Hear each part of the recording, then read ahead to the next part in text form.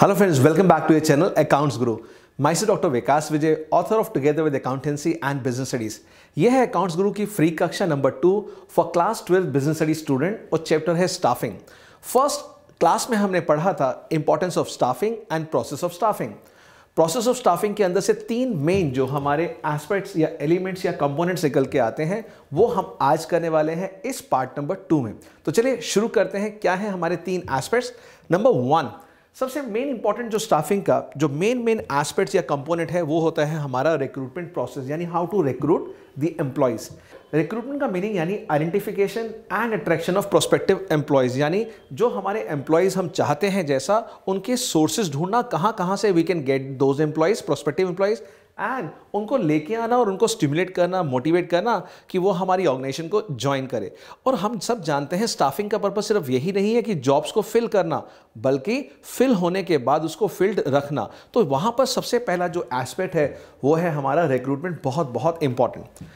बात करते हैं second after recruitment is selection. Selection में क्या होता है, यहाँ पर हम एसेस करते हैं, इवैल्यूएट करते हैं और फिर फाइनल मैच करते हैं कि जिस एम्प्लॉय को हमने यहाँ पर रिक्रूट किया है क्या वो हमारी ऑर्गेनाइजेशन के नीड के मुताबिक है।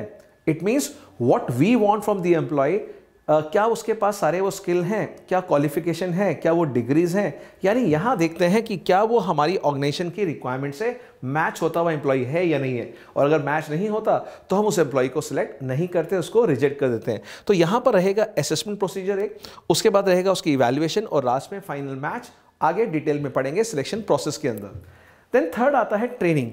बहुत ही इंपॉर्टेंट एस्पेक्ट है, कंपोनेंट है, हमारा एलिमेंट है यहाँ पर। क्यों, आपने रिक्रूट कर लिया, सेलेक्ट कर लिया क्योंकि आप लगता था कि हाँ बिल्कुल सही है, पर उसके बाद जो टेक्नोलॉजिकल चेंजेस आ रहे हैं, ऑर्गेनाइजेशन टू ऑर्गेनाइजेशन अलग अलग रिक्वायरमेंट होती है, जो उसको नॉलेज या स्किल था बट उसके बाद भी उसके हमें अपनी ऑर्गेनाइजेशन के हिसाब से ढालने के लिए क्या देना पड़ता है, ट्रेनिंग, यानी फॉर द एक्वेंटिंग, यानी उसको फेमिलराइज कराने के लिए, हमारी फर्म के हिसाब से ढालने के लिए, एंड स्किल डेवलपमेंट। तो ये 3 बातें बहुत इंपॉर्टेंट होती है। अब बात करते हैं रिक्रूटमेंट की सोर्सेज की, कि कहाँ से एम्प्लॉयज़ को हम रिक्रूट कर सकते हैं, अट्रैक्ट कर सकते हैं, कौन से सोर्सेज अवेलेबल हैं। तो मेन 2 सोर्सेज अवेलेबल हैं हमारे पास। पहला है इंटरनल रिक्रूटमेंट, दूसरा है हमारा एक्सटर्नल रिक्रूटमेंट। दोनों को पढ़ते हैं, बट पहले पढ़ेंगे हम क्या, इंटरनल रिक्रूटमेंट। तो चलिए देखते हैं क्या है internal sources of internal recruitment. तो आप बताइए मेन ऐसे कौन से सोर्स हैं जो ऑर्गेनाइजेशन के अंदर से ही हम एम्प्लॉय ढूंढ लें, या तो पुरानी जॉब के लिए या न्यू जॉब के लिए। तो पहला आपके दिमाग में आएगा yes sir, first is what, transfers, और दूसरा क्या रहेगा, प्रमोशन। अब क्या फर्क है ट्रांसफर में और प्रमोशन में, बहुत डिटेल में पढ़ेंगे, और आपके टर्म 2 में एग्जाम में ये पक्का एक क्वेश्चन आने वाला है इन दोनों में से। तो चलिए देखते हैं what is the meaning of transfer. तो सबसे पहले जैसे वर्ड ही आपको समझ आ रहा है, ट्रांसफर करना एक जगह से दूसरी जगह पे, ये वर्ड तो आपको याद है ही। ऐसे ही एम्प्लॉय को जब एक जगह से दूसरी जगह, यानी एक जॉब से दूसरी जॉब, एक डिपार्टमेंट से दूसरे डिपार्टमेंट और एक शिफ्ट से दूसरी शिफ्ट में ट्रांसफर करते हैं, तो ये होता है हमारा इंटरनल सोर्स ऑफ रिक्रूटमेंट। तो बताइए कहाँ से, दोबारा मेरे साथ याद कीजिए, जहां पर एक जॉब से दूसरी job, from one job to another job, from one department to another department, और from one shift to another shift. लेकिन जब ट्रांसफर करते हैं तो ना तो इनकी ड्यूटीज़ में, ना इनकी रिस्पॉन्सिबिलिटीज़ में, ना इनके स्टेटस में, ना इनकी सैलरीज में कोई इजाफा होता है, इंक्रीमेंट होती है। जैसे वो लेवल पे पहले थे अभी भी है, बस थोड़ी बहुत ड्यूटीज चेंज हो जाएंगी, बट उससे उनकी डेजिग्नेशन, पोस्ट या उनका जो सोशल स्टेटस है ऑर्गेनाइजेशन के अंदर वो चेंज नहीं होगा। तो देखते हैं क्या है डेफिनेशन, और आपको याद करनी है, और जल्दी से लिख के चैट बॉक्स में भी आपको लिखना है, ताकि साथ साथ देखते रहें कितने बच्चों को याद हुई है। तो सबसे पहले what is transfer. Transfer involves shifting. तो यहां वर्ड आप याद रखना, शिफ्ट, यानी यहां से उठा के यहां। तो आप विजुलाइज कर लीजिए, एक एम्प्लॉय को यहां से उठाया और यहां पे आपने उसको छोड़ दिया। तो शिफ्ट करना है एम्प्लॉय को फ्रॉम वन जॉब, जैसा मैंने कहा, from one job to another, from one department to another, from one shift to another. Shift का मतलब जैसे कोई मॉर्निंग शिफ्ट, इवनिंग शिफ्ट होती है। आपके यहाँ पे फैक्ट्री चल रही है और एम्प्लॉइज 2 शिफ्टों में काम करते हैं, सुबह 9 से 5 और फिर 5 से लेकर रात को 12 बजे तक, इस तरह की 2 शिफ्टें हैं। तो अगर आपने मॉर्निंग की शिफ्ट से किसी एम्प्लॉय को इवनिंग की शिफ्ट में कर दिया और वही काम कर रहा है जो मॉर्निंग में करता था, तो कोई उसकी ड्यूटीज रोल में कोई डिफरेंट नहीं आया, तो वो ट्रांसफर रहेगा। या वन डिपार्टमेंट से दूसरे डिपार्टमेंट में, यानी वो प्रोडक्शन में था, हमने उसको सेल्स या मार्केटिंग में लगा दिया, अगेन सेम लेवल पे उसको परफॉर्मेंस कर रहा है, and same with the one job to another job. तो यहाँ पर to another without a substantive change, ये वर्ड इंपॉर्टेंट है, सब्सटैंटिव मतलब बहुत सब्सटैंशियल वे में कोई चेंज नहीं आ रहा, ना तो उसकी रिस्पॉन्सिबिलिटीज में, ना उसके स्टेटस में, और ना ही उसके सैलरी में। तो ये बहुत इंपॉर्टेंट एस्पेक्ट है। जब भी अगर हम आपसे क्वेश्चन पूछें और ये पूछें कि अगर सैलरी में चेंज नहीं आ रहा, फिर भी वो एक जगह से दूसरी जगह उसको शिफ्ट कर रहे हैं, तो बताइए वो क्या है, ट्रांसफर है या प्रमोशन? तो आप बोलेंगे वो ट्रांसफर है। तो आई होप ये क्लियर हो गया। और इस ट्रांसफर के अंदर भी, यहाँ ट्रांसफर के अंदर भी 4 की पॉइंट्स है जो हमें याद होने चाहिए। तो चलिए देखते हैं वो चारों पॉइंट क्या है ट्रांसफर के अंदर, 4 पॉइंट्स। सबसे पहला कि यहाँ पर हम देख रहे हैं कि कहाँ पर हमें ये ट्रांसफ़र करने की ज़रूरत है, हमें कहाँ पर ये इंटरनल रिक्रूटमेंट का सोर्स अप्लाई करने की ज़रूरत है, जब हमें लगता है कि हमारी प्रेजेंट सिचुएशन में, प्रेजेंट ऑर्गेनाइजेशन में, प्रेजेंट लेवल पे हमारे पास स्टाफ ज़्यादा है, यानी एक पर्टिकुलर डिपार्टमेंट है जहाँ पर ज़्यादा एम्प्लॉई, हम परेशान हैं क्या करें। और वैसे ही आप जानते हैं कोविड के केस में तो कितना सारा हमारा बिजनेस हैम्पर हुआ, हम परेशान हुए, वहाँ पर स्टाफ ज़्यादा था, काम कम था।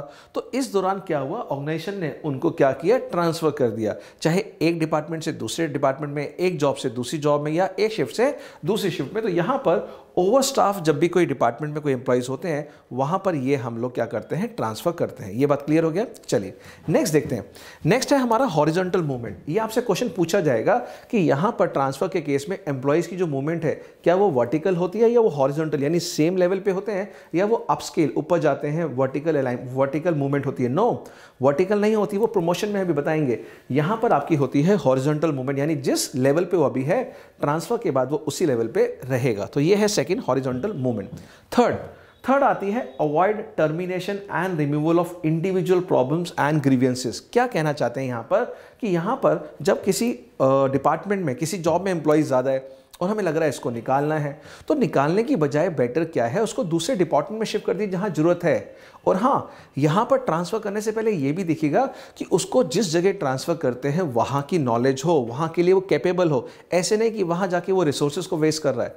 तो ये ट्रांसफ़र हम मान के चलते हैं कि वहाँ पर ज़रूरत है और इसको वो काम आता है, तभी हम ट्रांसफ़र करेंगे। दूसरा, कई बार क्या होता है, जिस प्रेजेंट सिचुएशन में वो काम कर रहा है वहाँ वो खुश नहीं होता, वहाँ के लोगों से उसको अनबन रहती है, हमेशा फाइट होती रहती है, नहीं उसका मन लग रहा होता, तो भी कई बार हम उसके पर्सनल ग्रीवेंसेस की वजह से, उनकी प्रॉब्लम को सुन के डिपार्टमेंट चेंज कर देते हैं कि शायद जॉब चेंज होगा, माहौल चेंज होगा तो ये शायद ठीक हो जाए, फिर बाद में उसको वापस बुला लेंगे। तो काफ़ी सारे प्रैक्टिकल लाइफ के अंदर बहुत सारे रीज़न होते हैं। मैं इन 4 में कन्फाइन नहीं कर सकता, बिकॉज हम तो सुबह शाम लोगों को देखते हैं ट्रांसफ़र होते हुए, बहुत सारे रीज़न होते हैं। कई बार तो ये भी रीज़न होता है, किसी एम्प्लॉय को निकालना भी हो तो साफ मना नहीं करते, उसको 25-30 किलोमीटर 40 किलोमीटर दूर ऑफिस में भेज देते हैं, ट्रांसफर कर देते हैं, ताकि खुद परेशान हो कि वो जॉब ही छोड़ दे। पर these are the practical aspects, वो यहां नहीं कर रहे। अभी हम आपकी थ्योरी की बात करें जो आपके बुक्स में है। तो आप समझिए कि यहां पे टर्मिनेशन को अवॉइड करने के लिए होता है और इंडिविजुअल प्रॉब्लम्स को रिमूव करने के लिए, उनकी ग्रीवेंसेस को रिजॉल्व करने के लिए। और लास्ट आता है use for training and development. कई बार क्या होता है, हमारे पास कोई स्टाफ है, उसको हम चाहते हैं कि ये भी काम आना चाहिए, तो इसलिए हम दूसरे डिपार्टमेंट में शिफ्ट कर देते हैं कि ठीक है वहां से जाके सीख के आइए, और वो नॉलेज इस डिपार्टमेंट, इस जॉब, इस शिफ्ट में भी आपको हमें हेल्प करेगी। तो ये भी रीजन हो सकता है use for training and development. तो ये है हमारे क्या ट्रांसफर के 4 की पॉइंट्स की, क्योंकि हमें ट्रांसफर करने पड़ते हैं, एग्जाम के लिए बहुत इंपॉर्टेंट है। जल्दी से चारों याद करते हैं और लिखेंगे चैट बॉक्स में। तो फर्स्ट पॉइंट क्या है, कहां करते हैं ट्रांसफर, जहां पर ओवर स्टाफ हो, यानी जो मैन पावर है, हमारी वर्कफोर्स है, वो ओवर स्टाफ हो। सेकंड, हॉरिजॉन्टल मूवमेंट, जल्दी से लिखिए। सेकंड पॉइंट हॉरिजॉन्टल मूवमेंट याद कीजिए, अभी लिखिए। थर्ड, यहां पे थर्ड पॉइंट है avoid termination and removal of individual problems and grievances. और फोर्थ है हमारा use for training and development. तो जल्दी से 4 पॉइंट दोबारा याद करते हैं। फर्स्ट पॉइंट क्या रहेगा ट्रांसफर का, आप कहेंगे ओवर स्टाफ डिपार्टमेंट, जहां पे ओवर स्टाफ मैन पावर हो, ओवर स्टाफ वर्कफोर्स हो, वहां पर जरूरत पड़ती है। सेकेंड आप कहेंगे हॉरिजॉन्टल मूवमेंट होती है। थर्ड आप कहेंगे यहां पर avoid termination and removal of the individual problems and grievances. और फोर्थ रहेगा use for training and development. I hope ये 4 पॉइंट समझ आ गए। चलिए बढ़ते हैं प्रमोशन की तरफ। अब बात करते हैं प्रमोशन की। वर्ड सुनते ही बड़ा अच्छा लगता है, आप कई जगह सुनते हैं, टीवी सीरियल्स, मूवीज में देखते हैं, फैमिली में देखते हैं, घर में देखते हैं, ब्रदर सिस्टर में, आपकी प्रमोशन हो गई है। Promotion is a positive state of mind, जहां पर सिग्नल जाता है better salary, better work situation, better facilities, ठीक है ना। तो जैसे ही प्रमोशन आता है एक हैप्पीनेस की फीलिंग आती है। ट्रांसफर में उतना नहीं आता, मिक्स रहता है, but promotion always gives you what, satisfaction. तो देखते हैं क्या क्या होता है प्रमोशन और क्या क्या इसके अंदर डेफिनेशन में हम पॉइंट कवर करने वाले हैं। तो सबसे पहले यहाँ पर मैंने कुछ पॉइंट्स येलो से हाईलाइट किए हैं ताकि उन की वर्ड्स को आप याद कर लें और बोर्ड एग्जाम के अंदर उनका जो आंसर है एकदम से क्रैक अप कर लें। तो सबसे पहले यहाँ बात करती है प्रमोशन होता क्या है। It involves filling higher jobs. देखिए मैंने कहा क्या था, हायर पोजीशन में, जैसे एक लैडर होता है, सीढ़ियाँ होती हैं, आप एक एक कदम ऊपर जाते हैं, वैसे ही ये है हायर जॉब्स के लिए हमारा प्रमोशन होती है। कैसे? Bye promoting employees from lower jobs, यानी उसी ऑर्गेनाइजेशन के अंदर जो 4 साल 5 साल से काम कर रहा था उसी को उठा के हमने हायर लेवल पे पोस्ट कर दिया। अब वो तो खुश हो गया, फैमिली वाले खुश हैं, बच्चे खुश हैं, पार्टी मांग रहे हैं, पापा आपकी प्रमोशन हो गई, प्रमोशन हो गई। प्रमोशन का मतलब लोअर से हायर जॉब, लोअर से हायर जॉब, नीचे से ऊपर जाना इज अ व्हाट, यहाँ पर बोलते हैं प्रमोशन। पहले वो 20 जो टीम मेंबर्स थे उसमें एक मेंबर था, अब उसको टीम लीडर बना दिया गया, कैप्टन बना दिया गया, ग्रुप हेड बना दिया गया है। तो यहाँ पर जब ऐसी पोजीशन आती है तो यहाँ पर बाहर से नहीं बुलाते, अंदर से ही बुलाते हैं, बिकॉज वो इतने सालों में कैपेबल हो चुका है। Fine. It refers to shifting an employee to a higher position carrying higher responsibilities। ये बात बहुत इंपॉर्टेंट है, carrying higher responsibilities। फैसिलिटीज, ये वर्ड मैंने जानबूझकर आपके लिए लिखा है क्योंकि उसमें वर्ड नहीं था ट्रांसफर में, ये यहीं के लिए वर्ड बना है। फैसिलिटीज काफ़ी मिलती हैं उसको, ऑफिस की तरफ से काफ़ी सारे उसको गाड़ी दी गई है, उसको रहने के लिए घर दिया गया है, और काफ़ी सारे उसको प्रमोशन के साथ ऐसे बेनिफिट है जब वो पहले था नहीं मिलते थे। And status and salary. Status यानी अपना जो विजिटिंग कार्ड है उसके अंदर ही उसको आ गया ग्रुप हेड, आ गया ग्रुप लीडर, आ गया टीम लीडर, आ गया वाइस प्रेसिडेंट, आ गया एनी XYZ, यानी यहाँ पर एक स्टेटस बनता है और सैलरी भी बढ़ती है। तो ये प्रमोशन के अंदर एक बहुत अच्छी फीलिंग आती है। तो आई होप ये डेफिनेशन आपको क्लियर हो गया। 2-3 कीवर्ड्स आप याद कर लीजिए जो उसमें आपको आइडेंटिफाई करने हैं। पहला, फिलिंग हायर जॉब्स। कैसे? By promoting employees from lower jobs. It refers to shifting, यहां भी वर्ड शिफ्ट आ रहा है मगर लेडर में नीचे से ऊपर जा रहा है, यानी वर्टिकल मूवमेंट है यहां पर, to a higher position carrying higher responsibility. जिम्मेदारी भी हायर हो जाती है, फैसिलिटीज भी हायर होती है, स्टेटस भी हाई होता है और सैलरी भी हाई हो जाती है। इसके अंदर जो पॉइंट्स हैं हमारे 3 की पॉइंट्स हैं, वहां पर 4 थे, यहां पर 3 है। तो चलिए पढ़ते हैं यहां पर प्रमोशन में कौन से 3 की पॉइंट्स हैं। मोस्ट इंपॉर्टेंट, यहाँ पे बहुत ही इंपॉर्टेंट चीज़ कवर कर रहे हैं, वो है वर्टिकल शिफ्टिंग। ये आपको आंसर्स डेवलप करने में, आंसर लिखने में हेल्प करेगा। हॉरिजॉन्टल होता था ट्रांसफर के अंदर और प्रमोशन में होता है वर्टिकल, यानी लेडर पे एक कदम और ऊपर बढ़ता है। तो यहाँ पर क्या की पॉइंट है? वर्टिकल शिफ्टिंग आप लिख के आएंगे। Second, improves motivation, loyalty and satisfaction.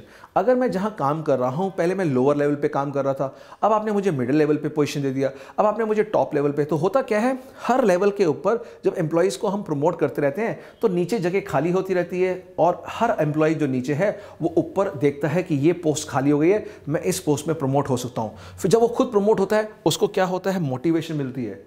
और जब वो खुद प्रमोट होता है उसको लॉयल्टी ऑर्गेनाइजेशन के प्रति बढ़ जाती है कि यस, जब ऑर्गेनाइजेशन मेरे बारे में इतना सोच रही है तो मैं क्यों ना सोचूं ऑर्गेनाइजेशन के बारे में। And satisfaction, job satisfaction it is the utmost thing. हमने जॉब किया पर्टिकुलर स्कूल के अंदर 15 साल, क्या था वो सब कुछ यही था। यहीं से हमने देखा किस तरह की लॉयल्टी, जॉब सेटिस्फेक्शन आती है जब ऑर्गेनाइजेशन आपके लिए इतना कुछ करती है। तो ये था सेकंड पॉइंट, यहाँ पर प्रमोशन से मोटिवेशन, लॉयल्टी और सेटिस्फेक्शन इंप्रूव करती है। तो जल्दी से पॉज कीजिए और बताइए पहला पॉइंट क्या है? Vertical shifting, key point of what? Promotion. Second है improves motivation, loyalty and satisfaction. जल्दी से लिखिए 3 पॉइंट। थर्ड पॉइंट बहुत और भी इंपॉर्टेंट है। क्या? It's a great psychological impact over the employees. Yes, यहाँ पे साइकोलॉजी चेंज हो जाती है। और मैं हमेशा कहता हूँ हमारे बिजनेस के अंदर, पढ़ाई के अंदर जो भी हम काम कर रहे हैं, 80% is psychology and 20% is mechanics. यानी 80% आप कैसा सोचते हैं वैसा आप परफॉर्म करना शुरू कर देते हैं। 80% जिस चीज़ों को मान लेते हैं वैसा ही आप करना शुरू कर देते हैं। तो यहाँ पर गेम सारी की सारी क्या रहेगी? आपकी साइकोलॉजी की, यानी जो आपका एम्प्लॉय है उसका साइकोलॉजिकल बैलेंस, साइकोलॉजिकल माइंडसेट जो होता है वो बन जाता है एक बहुत ही पॉजिटिव माइंडसेट। वो ऑर्गेनाइजेशन के प्रति बहुत ही वफादार बन जाता है, बहुत ही लॉयल बन जाता है और वहाँ पर उसका इम्पैक्ट पड़ता है सभी एम्प्लॉयज़ के ऊपर कि देखिए ये कहाँ आया था और कहाँ पहुँच गया। इस तरह से बाकी के नीचे वाले एम्प्लॉयज़ को भी मोटिवेशन मिलती है आगे और बढ़ने के लिए और अच्छा करने के लिए कि यस, ये ऑर्गेनाइजेशन सभी के साथ अच्छा करती है। तो मेरे प्यारे बच्चों, आज इस फ्री कक्षा नंबर 2 में स्टाफिंग में हमने कवर किया, एक तो रिक्रूटमेंट, सिलेक्शन और ट्रेनिंग डेवलपमेंट के बारे में 3 एस्पेक्ट्स। दूसरा हमने डिस्कस किया ट्रांसफ़र और प्रमोशंस के बारे में।